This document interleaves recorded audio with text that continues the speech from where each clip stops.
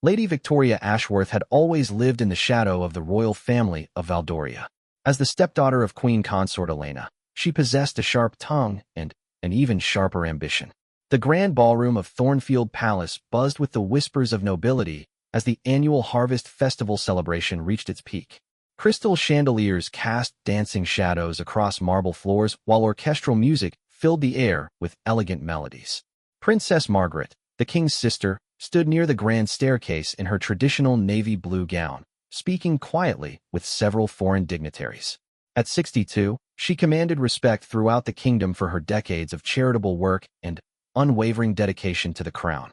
Her silver hair was perfectly arranged beneath a modest tiara, and her warm smile had welcomed countless visitors to Valdoria over the years. Victoria, dressed in a daring crimson gown that pushed the boundaries of court protocol, had been drinking champagne steadily throughout the evening. Her mother, Queen Consort Elena, had married King Frederick 3 years prior, bringing Victoria into the royal household. The adjustment had been difficult for everyone involved, particularly Victoria, who struggled to find her place within the ancient traditions and rigid expectations of palace life. The evening had progressed smoothly until Victoria overheard Princess Margaret discussing the upcoming youth mentorship program with the ambassador of Northland. Margaret spoke passionately about providing opportunities for disadvantaged young people, emphasizing the importance of hard work and dedication in achieving one's goals.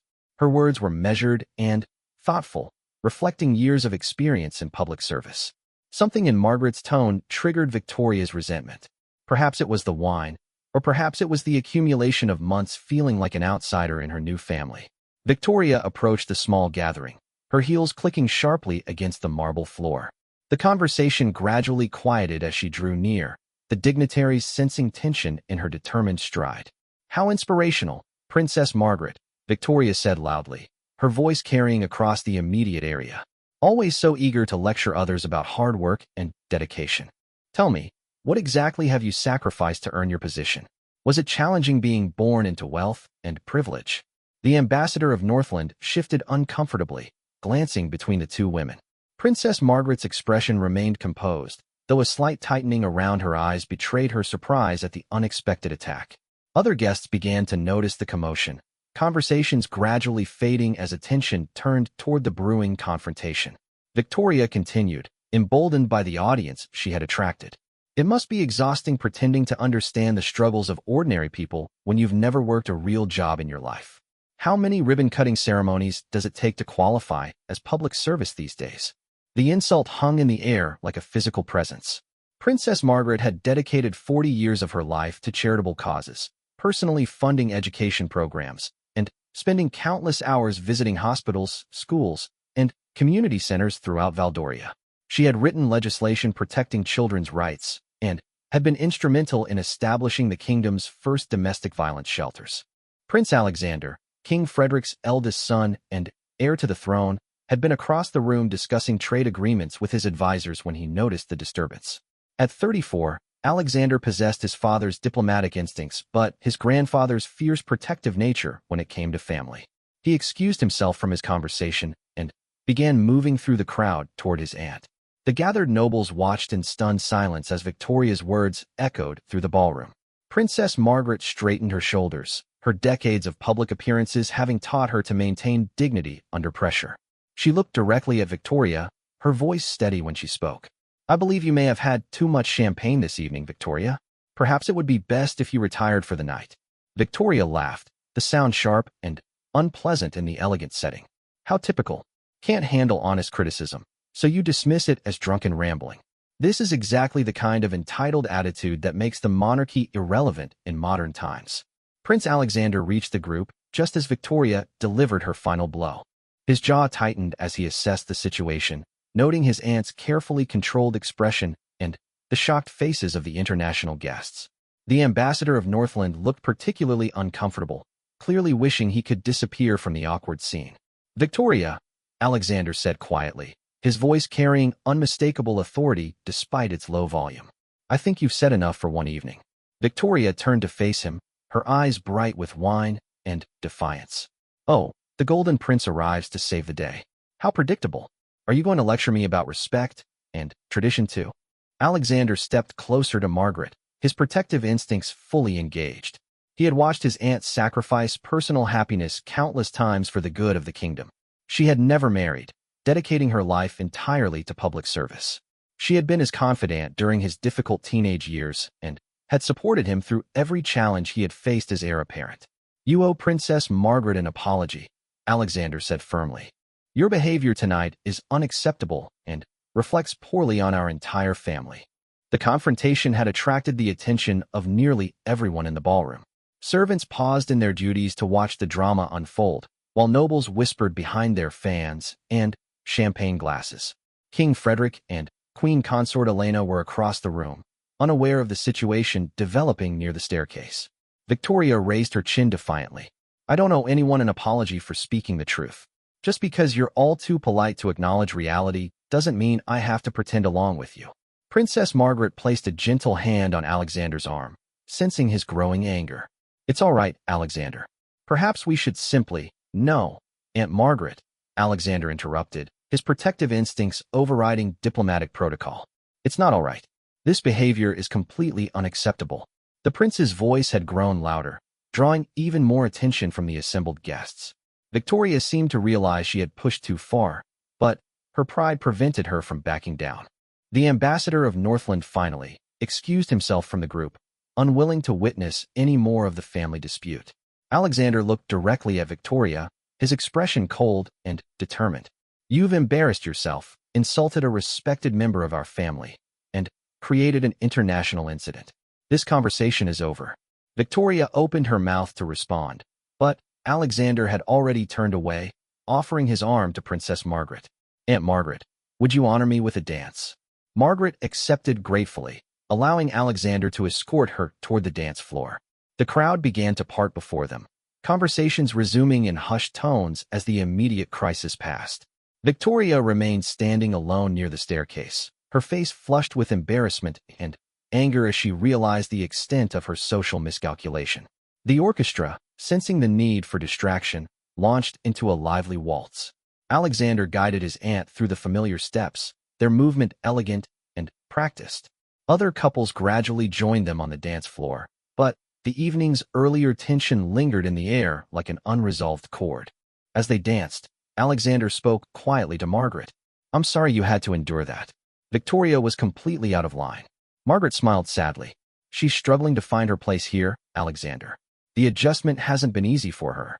"That's no excuse for public disrespect," Alexander replied firmly. "There will be consequences for tonight's behavior."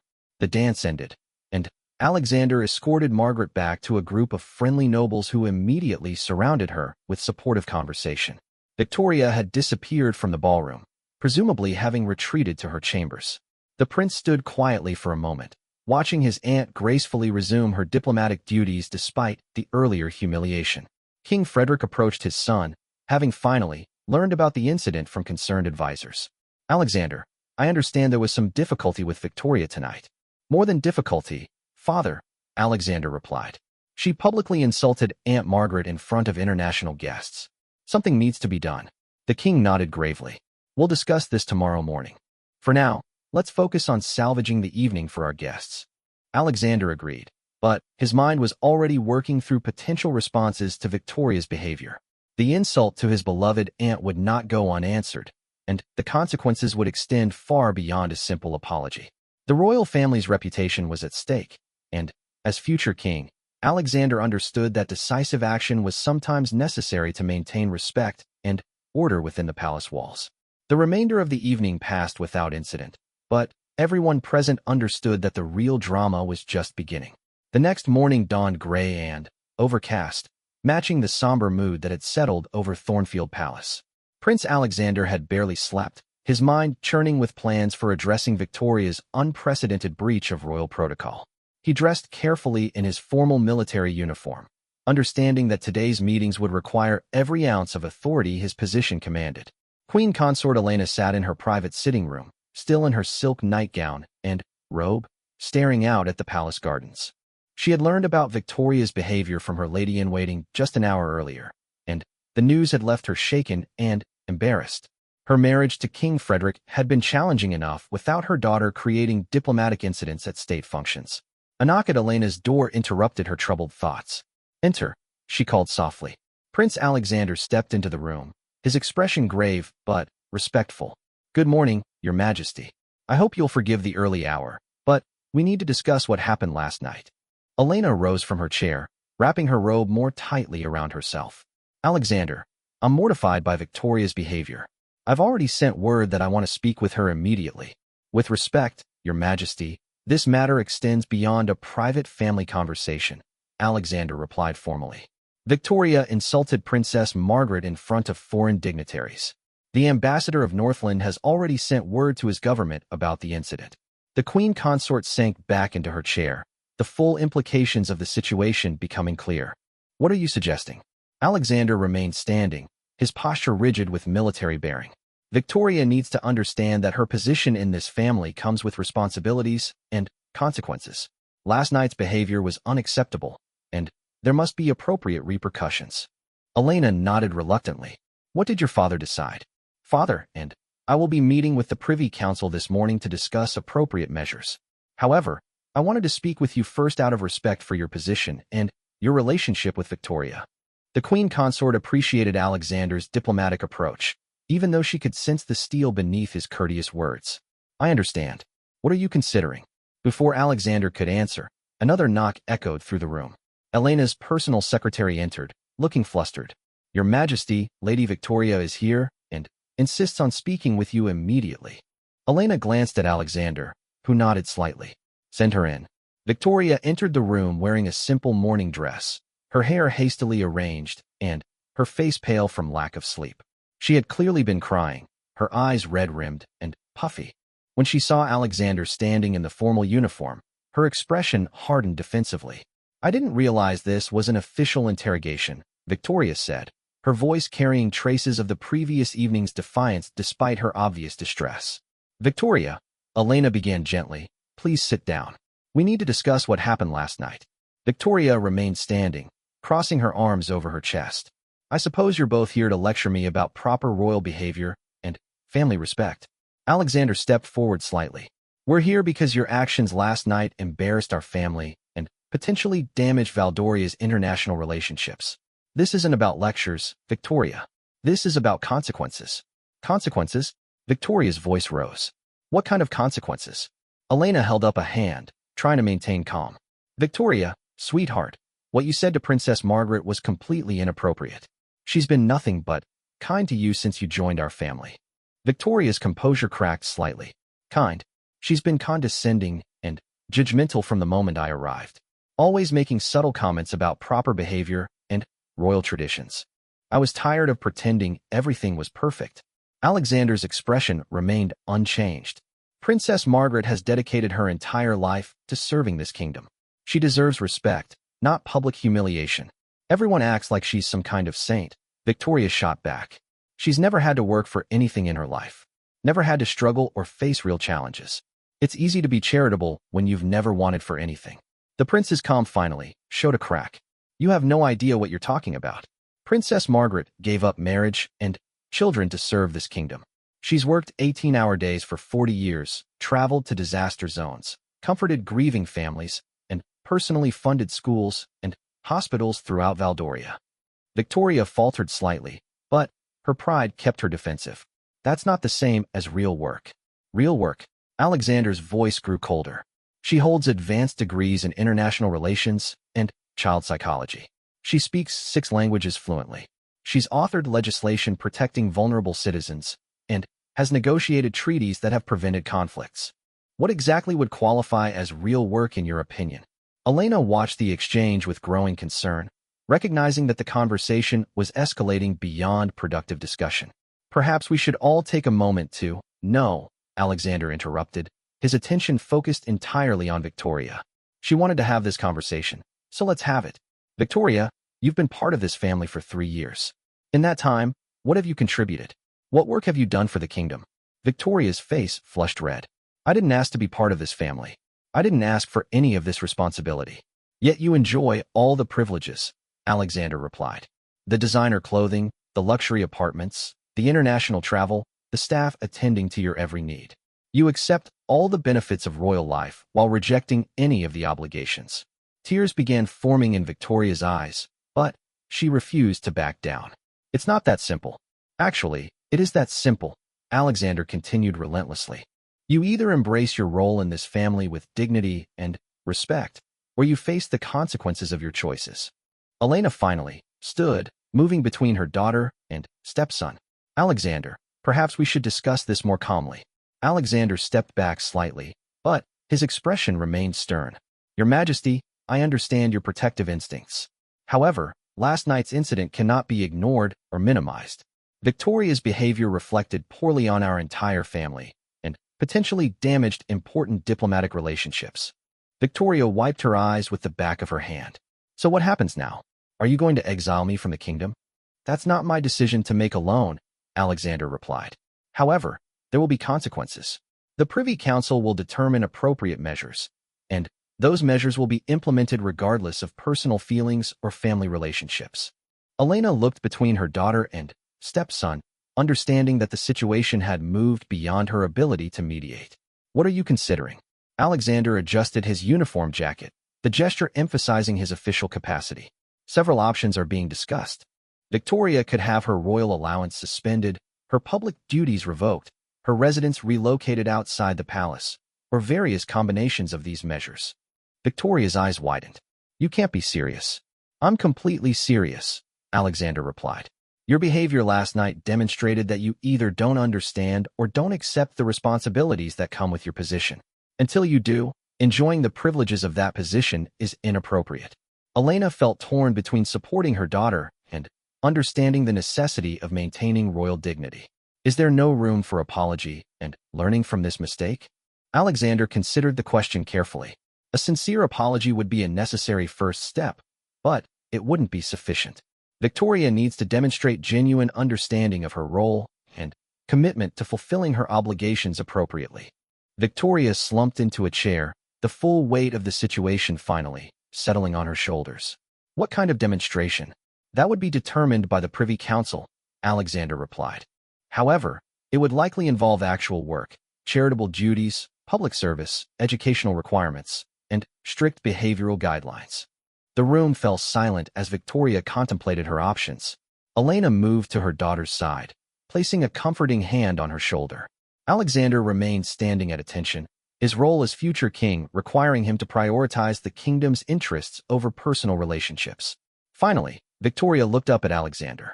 And if I refuse to accept these consequences? Alexander's expression grew even more serious. Then, you would be choosing to leave the royal family voluntarily. Your mother would remain queen consort, but you would forfeit all privileges, titles, and support associated with your current position. The ultimatum hung in the air like a storm cloud. Victoria realized that her moment of drunken defiance had created a crisis that threatened everything she had taken for granted. Elena understood that her daughter's future depended on the decisions made in the next few hours. Alexander checked his pocket watch. The Privy Council convenes in 1 hour. Victoria, you have until then to decide whether you want to be part of the solution or part of the problem. With that, the prince turned and left the room, leaving mother and daughter to grapple with the consequences of one impulsive, destructive moment. The Privy Council chamber in Thornfield Palace had witnessed centuries of momentous decisions, its oak-paneled walls bearing silent testimony to the weight of royal deliberations. Today, 12 of the kingdom's most senior advisors sat around the ancient mahogany table, their faces grave as Prince Alexander presented the details of Victoria's behavior at the previous evening's state function. King Frederick presided from the head of the table, his expression carefully neutral as he listened to the various testimonies.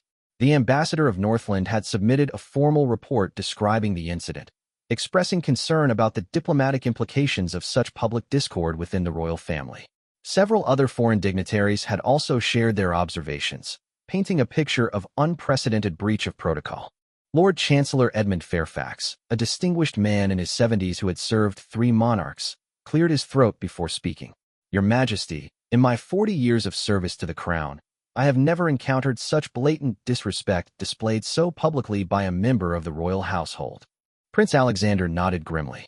The incident was witnessed by over 200 guests, including representatives from 6 allied nations.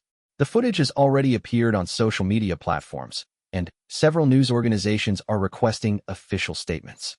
Princess Margaret herself had been invited to address the council, though she had initially declined, preferring to handle the matter privately.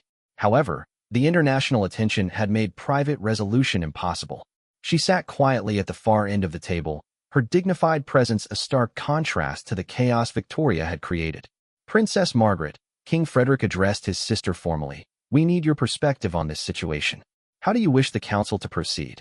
Margaret considered her words carefully before responding. I harbor no personal ill will toward Lady Victoria. She's clearly struggling with her role in our family, and I sympathize with that challenge. However, the public nature of her comments and the potential damage to our international relationships cannot be ignored. Councillor Lady Sarah Pemberton, one of the younger members of the Privy Council, leaned forward. Your Royal Highness, have you considered what message our response will send? If we appear too lenient, it might encourage similar behavior from others. If we're too harsh, we might appear vindictive. Alexander had been anticipating this question. The message we need to send is clear. Membership in the royal family requires respect for our institutions and each other. Victoria's behavior demonstrated neither. Lord Fairfax consulted his notes. I've researched historical precedents for similar situations. In 1847, Prince Henry's wife was stripped of her royal privileges after publicly criticizing Queen Isabella. In 1923, Lord Marcus was exiled from court for insulting the Prince Regent. However, both cases involved marriage relationships, not step-family situations. King Frederick rubbed his temples, feeling the weight of balancing family harmony with royal duty. What specific measures are we considering? Prince Alexander stood, his military bearing evident as he addressed the council. I propose a graduated response that allows Victoria an opportunity to demonstrate genuine change while protecting our family's dignity and international standing. He moved to a presentation easel that had been prepared earlier. First, immediate suspension of all royal privileges, including her allowance, use of official vehicles, and access to palace social functions. Second, mandatory enrollment in a 6-month program covering royal protocol, constitutional history, and public service requirements. The prince continued outlining his proposal. Third, completion of 100 hours of community service under Princess Margaret's direct supervision. Fourth, a formal public apology delivered at next month's charity gala. Finally, a probationary period of 1 year during which any similar behavior would result in permanent removal from the royal household. Councillor Lord James Whitfield, known for his conservative views, nodded approvingly. This approach provides clear consequences while offering a path to redemption. However, what if Lady Victoria refuses to accept these terms? Then, she would be choosing to forfeit her position in the royal family, Alexander replied firmly. Her mother would remain queen consort, but Victoria would lose all titles, privileges, and official support. Princess Margaret spoke quietly. The community service requirement is interesting, but I'm not certain I'm the appropriate supervisor given our recent conflict. Alexander had anticipated this concern. Actually, Aunt Margaret, I believe you're exactly the right person. Victoria needs to understand your true contribution to this kingdom. Working directly with you would provide that education better than any lecture or textbook. The discussion continued for another hour, with various council members raising concerns about implementation, public perception, and potential legal implications. Queen Consort Elena had not been invited to participate, as the council needed to deliberate without potential bias from family relationships. Finally, King Frederick called for a preliminary vote on Alexander's proposal. All those in favor of implementing these measures, subject to Lady Victoria's acceptance. 11 hands rose around the table. Only Councillor Lady Pemberton abstained, citing concerns about the severity of the consequences for what she characterized as a young woman's mistake. Lord Fairfax was designated to draft the formal terms, which would be presented to Victoria within 2 hours. The document would outline each requirement in detail, establish clear timelines for completion, and specify the consequences of noncompliance. As the council prepared to adjourn, Princess Margaret requested a private moment with Alexander. They stepped into an adjacent chamber, away from the formal proceedings. Alexander, I appreciate your defense of my honor, but I'm concerned about the family implications of this approach, Margaret said quietly. Elena is caught in an impossible situation, and Victoria might simply rebel further against such strict requirements. Alexander considered his aunt's words carefully. I understand your concerns, but Allowing this behavior to go unchallenged would set a dangerous precedent. Victoria needs to understand that actions have consequences, especially for members of the royal family. Perhaps, Margaret replied thoughtfully. But I wonder if there might be a way to achieve the same goals with less confrontation. What if we offered Victoria a choice between accepting these terms or working with a family counselor to address the underlying issues that led to her outburst? Alexander shook his head. The damage is done, Aunt Margaret. The international community is watching how we respond. We can't appear weak or indecisive. Margaret sighed, understanding the political realities while still feeling compassion for Victoria's struggles. Very well. But I want you to know that I take no pleasure in these consequences. I genuinely hope Victoria chooses to accept the terms and learn from this experience. So do I, Alexander replied. But that choice is entirely up to her. They returned to the council chamber, where Lord Fairfax was putting the finishing touches on the formal document. The terms were comprehensive and clearly stated, leaving no room for misinterpretation or negotiation. King Frederick reviewed the final draft before signing it. This document will be presented to Lady Victoria at 4 o'clock this afternoon. She will have until tomorrow morning to provide her response. As the council members filed out of the chamber, Alexander remained behind with his father. Do you think she'll accept the terms? The prince asked. King Frederick looked tired, the stress of balancing family relationships with royal responsibilities evident in his expression. I honestly don't know, Alexander. Victoria has always been impulsive and prideful. These requirements might seem overwhelming to someone who's never faced real consequences for her actions. Then, perhaps it's time she learned, Alexander replied. The monarchy's survival depends on maintaining public respect and international credibility. We can't allow personal relationships to compromise those essential foundations. The king nodded slowly, understanding that his son was right, even though the situation was personally painful. Very well. Let's see what Victoria decides. As afternoon approached, word spread throughout the palace about the council's decision. Servants whispered in corridors, staff members exchanged worried glances, and the tension became almost palpable. Everyone understood that the next few hours would determine not only Victoria's future, but potentially the stability of the entire royal household. Princess Margaret returned to her quarters to prepare for what promised to be a difficult conversation with her step-niece, while Alexander reviewed diplomatic correspondence to assess the international reaction to the previous evening's incident. The stage was set for Victoria's most important decision, one that would shape the rest of her life. Victoria paced the length of her ornate bedroom like a caged animal, her silk slippers making no sound on the Persian carpet. The formal document from the Privy Council lay open on her writing desk, its official seal and precise legal language a stark reminder of how drastically her life had changed in less than 24 hours. The afternoon sun streamed through tall windows, casting long shadows across furniture that now felt more like prison decor than luxurious amenities. Queen Consort Elena sat quietly in an upholstered chair near the window, having read through the council's requirements twice. Her face showed the strain of trying to support her daughter while understanding the necessity of the harsh measures. The silence between mother and daughter had stretched for nearly an hour, both women grappling with the magnitude of the decision before them. They want to humiliate me, Victoria finally said, her voice sharp with anger and desperation. 100 hours of community service under Princess Margaret's supervision? It's revenge, pure and simple. Elena looked up from her own copy of the document. Is it revenge, or is it education? You publicly insulted a woman who has devoted her entire life to helping others. Perhaps working with her would help you understand what you don't know about royal service. Victoria whirled to face her mother. Whose side are you on? I'm your daughter, and you're defending them. I'm not choosing sides, Elena replied wearily. I'm trying to understand how we got to this point and what we can do to move forward constructively. The young woman collapsed onto her bed, the expensive fabric of her dress spreading around her like wilted flower petals. I can't do this, mother. I can't pretend to be grateful for charity work while everyone watches to see if I mess up again. The whole kingdom will be waiting for me to fail. Elena rose from her chair and moved to sit on the edge of the bed beside her daughter. Victoria, sweetheart, what's really going on here? This isn't about Princess Margaret or royal protocol. You've been angry and resentful ever since we moved to the palace. Talk to me honestly. Victoria's eyes filled with tears she had been holding back all day. I hate it here. I hate the constant scrutiny, the endless rules, the way everyone expects me to be grateful for a life I never wanted. Before you married Frederick, we had our own life. It wasn't fancy, but it was ours. I know the adjustment has been difficult, Elena said softly, stroking her daughter's hair. But you've also enjoyed many benefits of this life. The education opportunities, the travel, the resources to pursue your interests. At what cost? Victoria demanded. I can't have real friends because everyone wants something from me.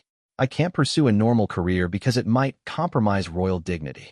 I can't even have a relationship without it becoming a diplomatic consideration. I feel like I'm disappearing into this role that I never chose. Elena felt a stab of guilt, recognizing some truth in her daughter's complaints. Why didn't you tell me how miserable you were? Victoria wiped her eyes with an embroidered handkerchief. Because you were so happy. You love Frederick, and you found your place here. I didn't want to ruin that for you. The confession hung between them, revealing the depth of Victoria's sacrifice and resentment. Elena realized she had been so focused on her own adjustment to royal life that she had missed her daughter's struggle with the same transition. A knock at the door interrupted their conversation. Elena's lady-in-waiting announced that Prince Alexander was requesting a private audience with Lady Victoria. Mother and daughter exchanged glances, both understanding that this conversation could determine Victoria's future. Send him in, Elena called, standing to smooth her dress. Alexander entered the room in civilian clothes, having changed out of his military uniform. The gesture was subtle but significant, suggesting he was approaching this conversation as family rather than as an official representative of the crown. He bowed respectfully to both women before taking a seat across from them. Victoria, I wanted to speak with you privately before you make your final decision, Alexander began, his tone more gentle than it had been during their morning confrontation. Victoria looked up at him suspiciously. Are you here to convince me to accept the council's terms? I'm here to make sure you understand all your options and their implications, Alexander replied. This decision will affect the rest of your life, and you deserve to make it with complete information. Elena appreciated Alexander's more diplomatic approach, though she could sense the steel still underlying his words. What information do you want to share? Alexander leaned forward slightly. Victoria, if you choose to leave the royal family, you wouldn't be cast out with nothing. Your education would be completed through private funding. You'd receive a modest settlement to establish your independence, and you'd retain your privacy through legal protections. Victoria's eyes widened. I didn't realize that was an option. It's not ideal, but it's available, Alexander continued. However, you should understand that leaving would be permanent. There wouldn't be any possibility of returning to royal life later, regardless of changed circumstances or regrets. The prince paused, choosing his next words carefully. On the other hand, if you choose to accept the council's terms, you'd have the opportunity to build a meaningful role within our family and contribute to the kingdom in ways that might bring you genuine satisfaction. Meaningful role? Victoria's voice carried skepticism. Like ribbon-cutting ceremonies and charity luncheons? Alexander shook his head. Like Princess Margaret's work establishing educational programs, or my cousin Prince David's environmental conservation initiatives, or even developing entirely new areas of focus that match your particular interests and skills.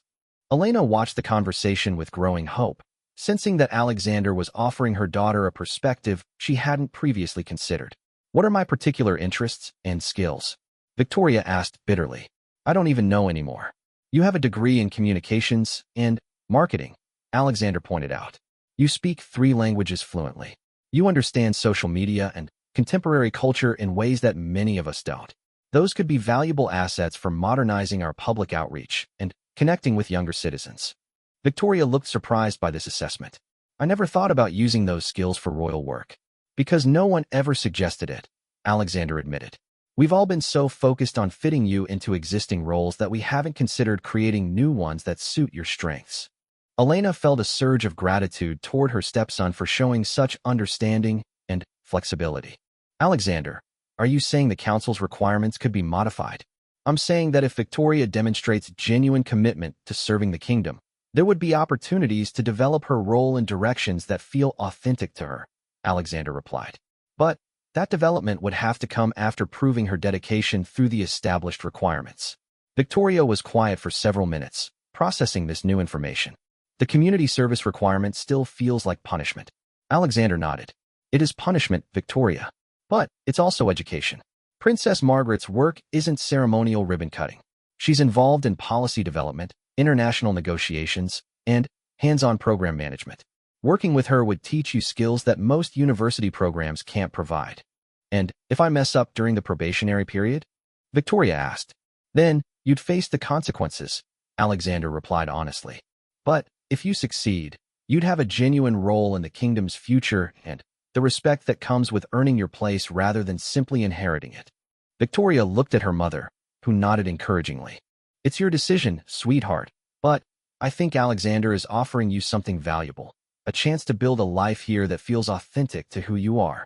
The young woman stood and walked to the window, looking out at the palace gardens where staff members were preparing for evening events. She could see foreign dignitaries arriving for dinner, reminding her that the previous night's incident had consequences extending far beyond her personal comfort.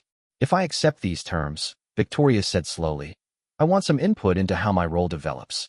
I don't want to spend the rest of my life doing work that feels meaningless to me.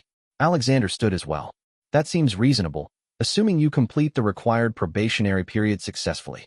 Victoria took a deep breath, understanding that she was about to make one of the most important decisions of her life. Then, I accept the council's terms. Elena felt relief wash over her, while Alexander nodded approvingly. The next phase of Victoria's education was about to begin, and everyone hoped it would lead to genuine understanding and meaningful contribution to the kingdom's future. 6 months later, Princess Margaret stood in the main hall of the Valdoria Children's Hospital, watching as Victoria knelt beside a 7-year-old patient, carefully explaining how the new educational tablet program would work. The young woman who had once dismissed royal service as meaningless busy work now demonstrated genuine expertise in child psychology and educational technology, having spent countless hours developing her skills under Margaret's patient guidance.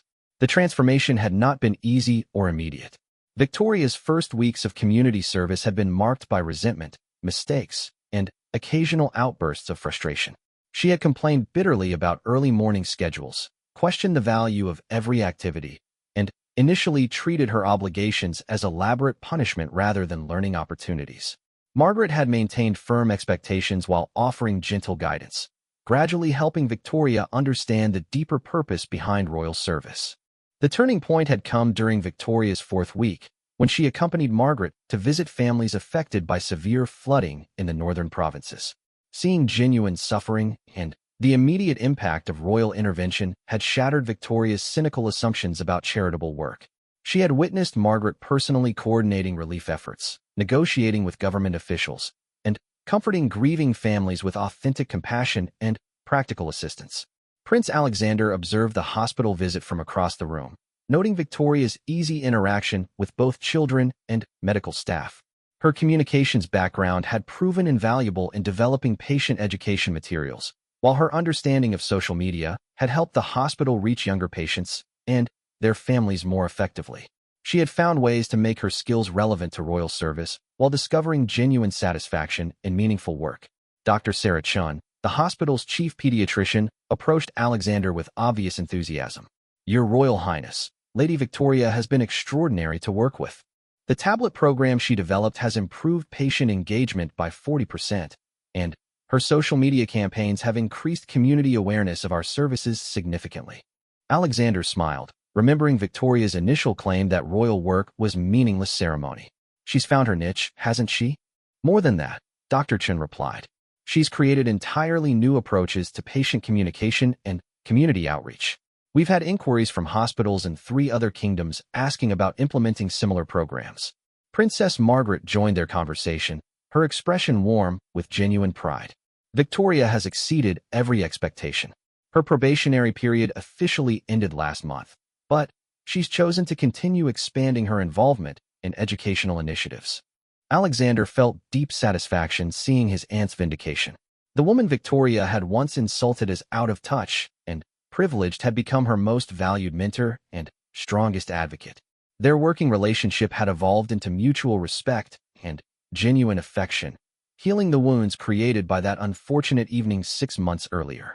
Victoria finished her demonstration and moved toward the group, her professional confidence evident in every gesture. She wore a simple navy dress appropriate for hospital visits, her manner warm but appropriately dignified. The angry, defensive young woman who had publicly embarrassed the royal family had been replaced by someone who understood both her responsibilities and her capabilities. Dr. Chun, the staff training session went very well, Victoria reported. I think we'll be ready to implement the expanded program next month as planned. Excellent, Dr. Chun replied. I'll prepare the progress report for the hospital board. As the doctor excused herself to attend to other duties, Victoria turned to Princess Margaret and Alexander. I wanted to thank you both again for your patience during my learning process. Margaret smiled warmly. You've more than justified our investment in your education, Victoria. I'm proud of what you've accomplished. Alexander nodded approvingly. Father was reviewing your progress reports last week. He's particularly impressed with the international interest in your programs. Victoria's cheeks flushed slightly with pleasure at the recognition. I never expected to find work that felt this meaningful.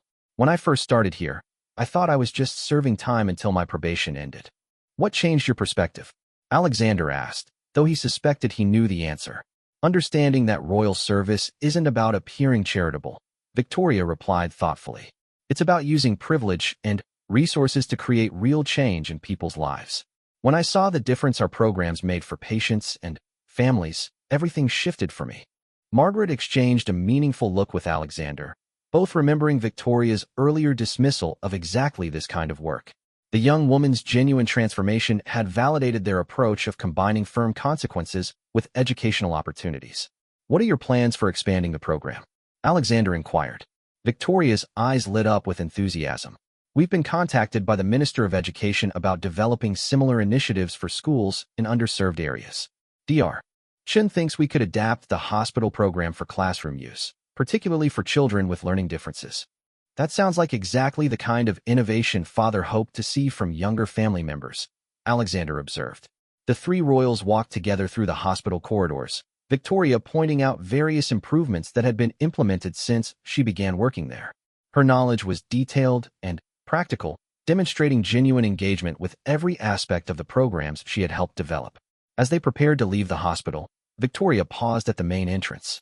Princess Margaret, I owe you an apology that I never properly delivered. My behavior at the Harvest Festival was inexcusable, and my comments about your work were ignorant and hurtful. Margaret placed a gentle hand on Victoria's arm. You've demonstrated your apology through your actions, dear. Words are less important than the changes you've made. Still, Victoria insisted, I want you to know that I understand now what I couldn't see then. Your life's work has touched thousands of people in ways I never imagined. I'm honored to be learning from you.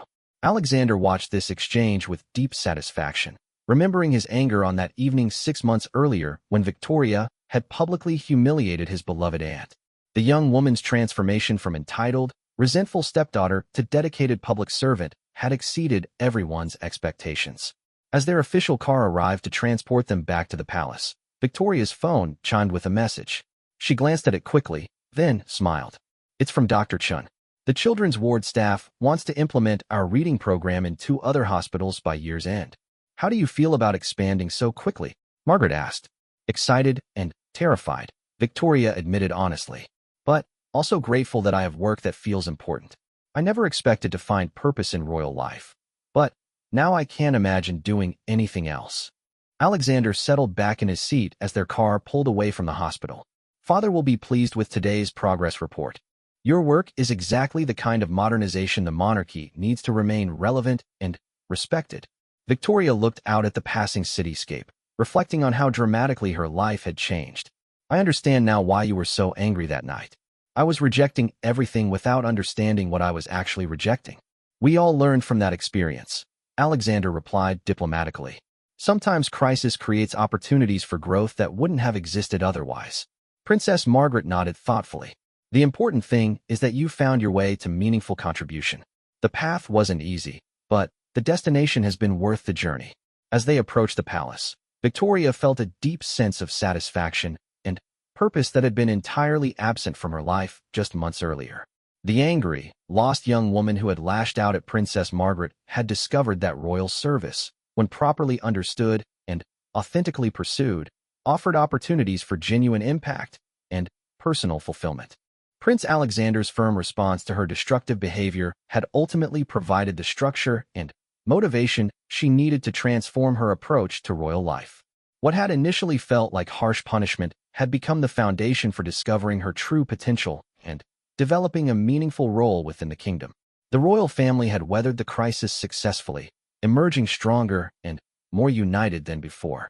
Victoria's transformation had demonstrated that even the most challenging family conflicts could be resolved through patience, firm boundaries, and genuine commitment to growth and understanding. The palace gates came into view as their car completed the journey home, marking the end of another productive day in Victoria's ongoing education as a working member of the royal family.